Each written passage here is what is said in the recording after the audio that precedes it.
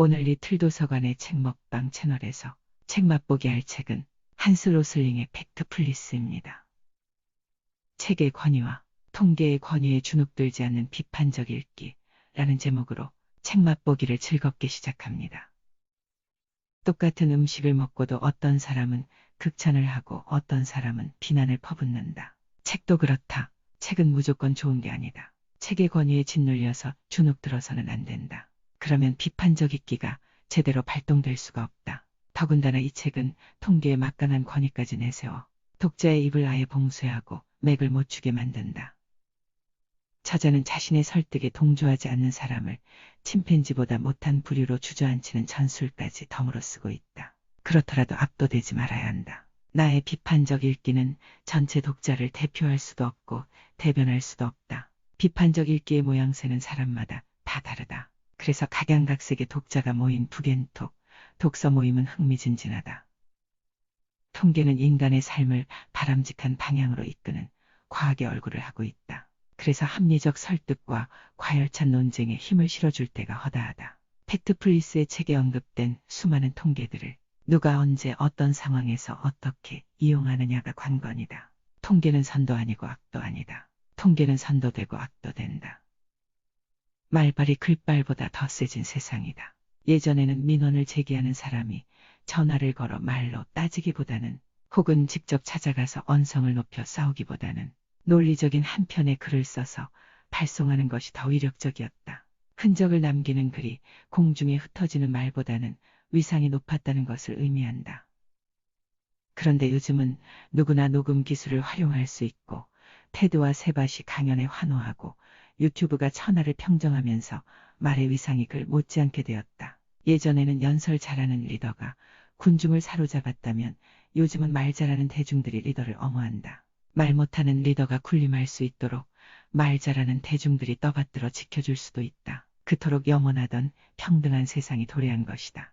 이런 세상 속에서 통계를 기반으로 쓰여진 팩트플리스는 자칫 무서운 책이 될 수 있다. 대중들은 통계에 약하기 때문이다. 군중 심리는 통계에 의해 좌지우지되기 십상이다. 통계를 들이밀며 정책을 밀어붙이면 꼼짝없이 수용해야만 한다. 통계가 이렇다고 하잖아. 입 다물고 따라가야지. 어쩌겠어라며 지레백기를 들게 된다. 권력이 지지율과 통계청을 단속하고 코로나 확진자 수를 관리하는 이유가 바로 여기에 있다. 한편 페이스북의 마크 저커버그는 권력의 종말을 지지하고 실리콘밸리의 기업가들은 국가 권력을 제거해야 할 장애물로 여긴다. 기업과 정치가 통계를 두고 사활을 건 경쟁을 펼칠 수도 있고 은밀하게 협상과 조작을 할 수도 있다. 이 책은 통계를 읽는 눈을 스스로 점검해보고 비판적 독해력을 가늠해보기 좋은 책이다. 저자의 의도를 알아채며 가볍게 늠름하게 논지를 헤아리며 읽어 넘길 것인지 괜찮은 세상이라고 통계가 제시해주니 믿는 수밖에라며 세상을 비관적으로 봐온 자신을 반성하며 읽을 것인지는 각자의 몫이다. 저자는 침팬지보다 못한 사람이 되기 싫어하는 대중들에게 통계를 제시하여 한꺼번에 포획하는 성과를 얻어낼 수도 있다. 오만하고 야비하다. 테드 강연에서는 불가능한 것도 가능할 수 있음을 보여주기 위해 긴 군용칼을 목 깊숙이 박아 넣기까지 했다니 저자의 설득 의지가 끔찍스럽다. 항상 그렇듯이 통계를 만들고 조작하기 위해 던지는 질문이 문제다. 대답을 당하는 사람들이 질문의 요지를 달리 해석하게 되면 어떤 통계가 나올까? 저소득 국가나 극빈층에 대한 질문을 예로 들어보자. 즉 내가 상상하는 저소득 국가에 대한 개념이 너랑 다를 수 있고 또 너가 생각하는 극빈층에 대한 개념이 나랑 다를 수 있다면 통계의 정확성에 문제가 생기는 것은 당연하다. 저자는 지난 20년간 극빈층 비율이 절반으로 줄어들었다는 정답을 말한 사람이 고작 7%밖에 되지 않았다고 했다. 10명 중에 9명이 넘는 사람은 그렇지 않다고 대답한 것이다. 이 세상을 낙관적으로 보지 않는 문항에다가 체크를 한 것이다. 저자가 만든 통계를 제시하기 전에는 세상을 살만하지 않다고 느끼는 통계가 압도적으로 많다. 저자는 교육 수준이 높은 사람들의 높은 오답률을 거론했다. 특히 노벨상 수상자와 의료계 연구원들은 일반 대중보다 점수가 낮게 나와서 참담했다고 한다. 많은 사람들이 침팬지보다도 못한 판단을 하고 절대 다수가 체계적으로 이 세상을 오해하고 있는 것에 대해 저자는 한심해한다. 저자는 통계를 만들기 위해 전 세계 각처에서 여러 조사를 했다. 각계각층의 거의 대부분의 사람들이 세계를 비관적으로 보고 있었다. 저자 자신이 직접 마주한 이 통렬한 진실이야말로 진짜 통계임을 방증하는 것이 아닌가. 왜 저자는 이 통계의 진실은 외면하고 세상은 긍정할 만하다는 통계를 만들기에만 급급하는가. 저자는 예전보다 오래 살고 돈이 많아졌다는 이유만으로 세상이 생각보다 괜찮다고 판단한다. 하지만 피폐해진 지구 생태계, 저출산, 비혼율, 노령화 등을 염려하는 사람들은 세상을 부정적으로 본다. 바라보는 위치와 관점에 따라 세상은 달리 보일 수 있는 것이다. 그런데도 저자는 자신이 만든 통계를 제시하며 무조건 긍정적으로 보는 것이 맞다는 투로 내용을 전개하고 있다. 태풍이 오는 시기가 되면 조금 더 심각한 수준으로 기상예보를 하는 경향이 있다. 그렇게 하는 이유는 사람들을 더 철저하게 대비하도록 하기 위해서라는 것이다. 태풍이 싱겁게 지나가고 나면 사람들이 예보의 허풍을 비난하기도 하지만 태풍 피해의 손실 적음에 안도하고 또 일상의 삶을 이어간다. 책 표지를 넘기면 건강과 부를 나타내는 세계 지도가 보인다. 쓱 훑어보면 유럽, 아메리카, 아시아, 아프리카 순이다. 우리나라는 미국보다 소득은 적지만 건강하다. 일본보다는 기대 수명과 소득이 모두 낮다.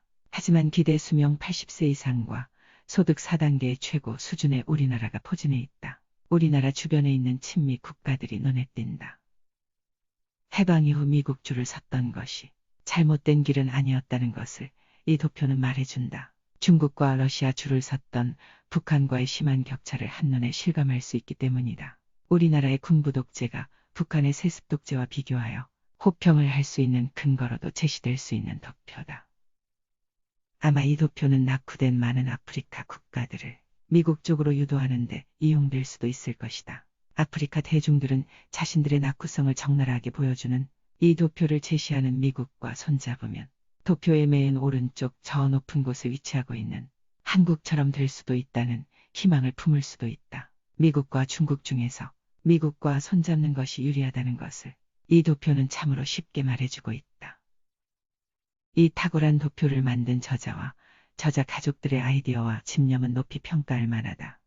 이해를 돕는 도표와 함께 세상이 괜찮은 이유를 설파하는 이 책은 빌 게이츠 부부가 나란히 추천하고 있다. 세계를 명확하게 이해하도록 하고 인류 발전을 직시하는 법을 이 책이 가르치고 있다는 것을 추천의 변으로 적고 있다. 세계 개발을 도모해가는 빌 게이츠 부부와 저자의 뜻이 서로 일맥상통했다는 것을 짐작할 수 있다. 세계의 미국화에 기여할 통계를 창조한 저자는 미국이 대대적으로 지원하고 홍보해야 할 사람임이 분명해 보인다. 그러기에 오바마를 대표로 하는 정치인을 비롯해 학자, 기업인, 언론인 등 많은 미국인들이 나서서 찬사를 쏟아내고 있지 않은가. 책 맛보기가 끝났습니다. 시간에 쫓겨 수정할 여유를 갖지 못하고 바삐 업로드하게 된 것이 부끄럽습니다. 좀 더 명료하게 책 맛보기가 될 수 있도록 손보지 못한 것이 아쉽지만 다음 책 맛보기 시간을 기약하며 여기서 마치기로 합니다.